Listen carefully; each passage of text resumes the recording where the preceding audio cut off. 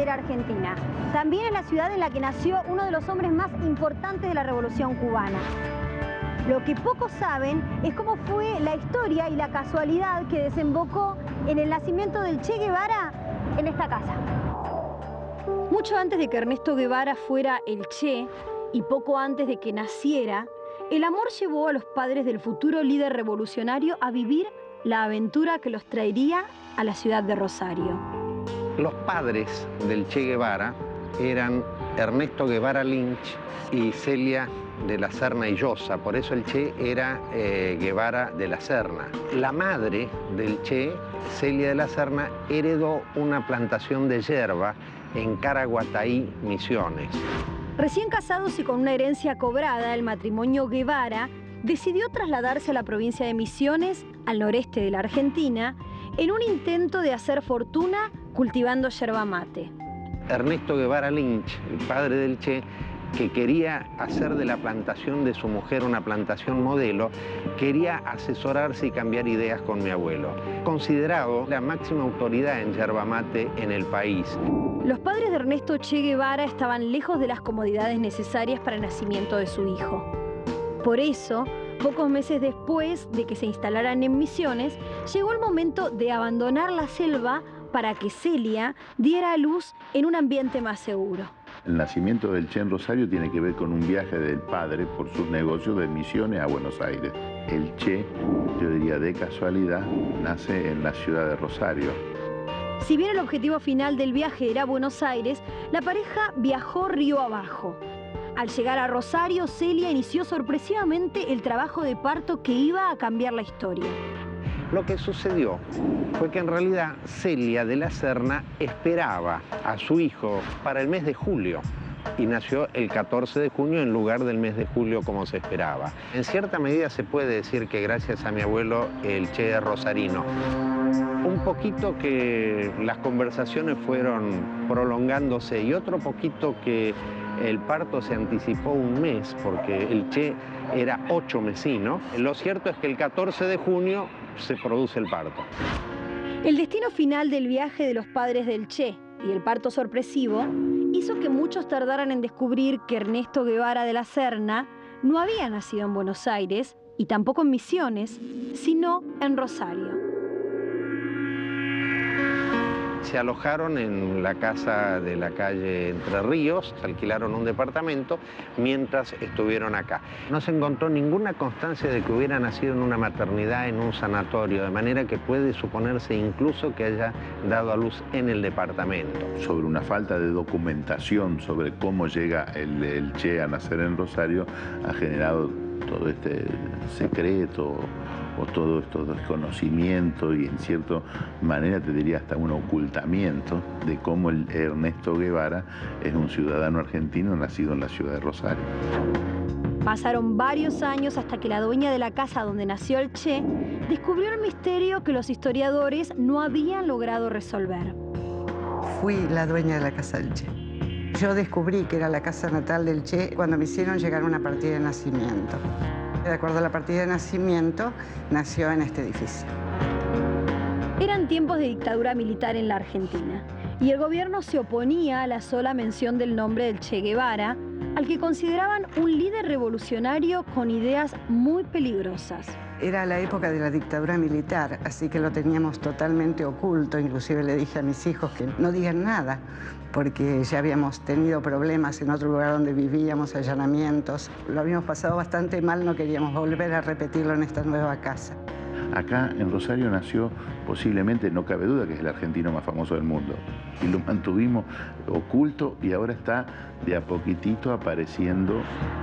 30 años después de su nacimiento en Rosario, Ernesto Guevara se convirtió en el Che, una leyenda y modelo para una gran cantidad de personas en el mundo. Aún así, el líder de la Revolución Cubana nunca dejó de reconocer, ni en privado, ni ante la prensa, su origen. Entrevista al comandante Ernesto Guevara en Santiago de Las Vegas, provincia de La Habana, el día 21 de septiembre de 1959. Así pues, comandante Guevara, en primer lugar, su nacionalidad de origen es... Bueno, usted sabe, porque es una cosa pública y notoria, que nací en la Argentina. Lugar y fecha de nacimiento, si tiene la bondad. En 1928, en la ciudad de Rosario. Rosario fue la cuna de un hombre que muchos años después revolucionaría la vida del pueblo cubano y que aún hoy es un hito de la historia. A pocos metros de su histórica casa, en el cementerio de la zona del Gran Rosario, descansan los restos de las protagonistas de una huelga que cambiaría la vida de muchas mujeres dedicadas a la profesión más antigua del mundo, la prostitución. Estamos en un cementerio israelita.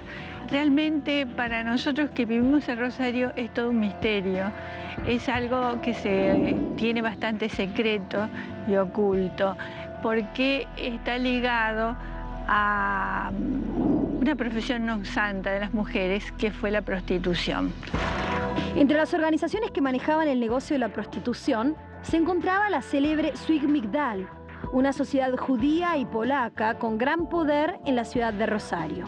A la Migdal le faltaba un cementerio donde enterrar a sus socios y pupilas, ya que el cementerio local israelita consideraba, por las actividades que realizaba esta organización, judíos impuros a sus socios. Por lo tanto, ellos compraron un terreno y fundaron el cementerio judío, que está dividido en dos sectores. En este sector donde estamos están enterradas las mujeres, supuestamente todas prostitutas o regentes de los prostíbulos. Y en el otro sector están los hombres, que son los socios de la Migdal, que tenían una condición para hacerlo, el ser rufianes. A principios del siglo XX, Rosario era la segunda ciudad portuaria de la Argentina. La intensa actividad a orillas del río posibilitó tanto la salida de materias primas como el desembarco de jóvenes europeas. La Sociedad de Socorros Mutuos Varsovia, nombre original de la Zwick Migdal, que en realidad no tenía nada de socorros mutuos, sino que era de tratantes de blanca. Traían muchachas muy jovencitas de Europa del Este, donde había mucha pobreza, y sobre todo pasaban por Polonia, por las aldeas judías, ofrecían a las familias de las niñas que se iban a casar con ellas, que iban a tener un futuro en América. Al llegar a Rosario, las jóvenes se encontraban adentro de un mundo marginal, muy diferente al hogar que habían dejado en Europa. Si bien las traían engañadas cuando llegaban y ya entraban en esta organización, era muy difícil, por un lado, rebelarse, primero por el tema del idioma, pero después tampoco a veces tenían a dónde ir, porque sea como sea, estaban marcadas. Dentro de los prostíbulos eran consideradas como reinas, pero por las calles eran separadas. La gran mayoría de los prostíbulos se encontraban en el barrio de Pichincha, al norte de la ciudad, donde funcionó el centro neurálgico de la prostitución en Rosario. Estamos en el barrio Pichincha, uno de los dos barrios prostibularios que se crea en el año 1913. El rápido crecimiento de las visitas masculinas a la ciudad pronto obligó a las autoridades a legalizar la prostitución bajo una excusa muy noble. La prostitución se pensaba por entonces como un asunto de higiene pública, que se equiparaba el control de la prostitución y de los burdeles al control de cementerios, lazaretos, cloacas. El éxito de los prostíbulos y la necesidad de controlar el creciente negocio produjeron dos sistemas diferentes de trabajo. Existía una moneda que llamaban comúnmente la lata, que tenía el nombre de prostíbulo. El hombre que acudía a ese burdel compraba el servicio adquiriendo esa moneda. Eso se llamaba la lata. Y después estaban las otras casas, que eran más tipo pensiones, que ahí no existía. O sea, el trato era directamente la prostituta con el cliente, incluso pagaban directamente, incluso ellas podían elegir el cliente. En estas pensiones, las prostitutas ocupaban una habitación pagando unos 9 pesos diarios por el alojamiento. A cambio, podían recibir la cantidad de visitas que quisieran.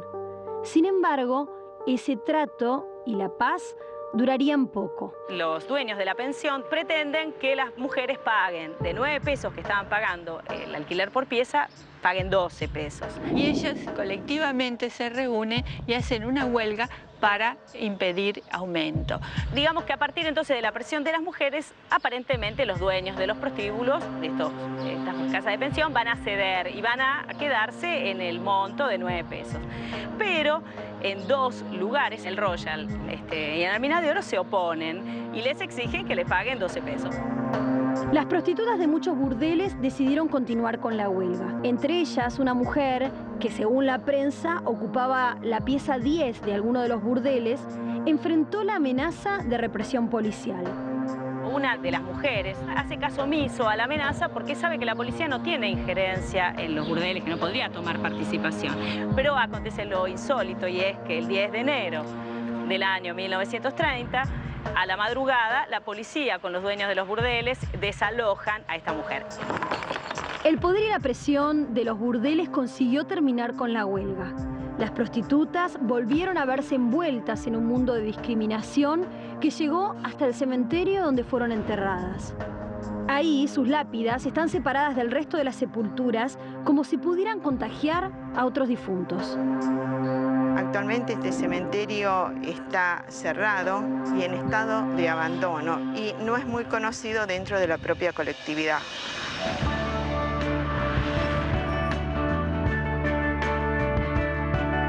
Al regreso de Historia Secreta, nuestra búsqueda nos lleva a descubrir las historias de los más temidos y oscuros personajes de la mafia rosarina.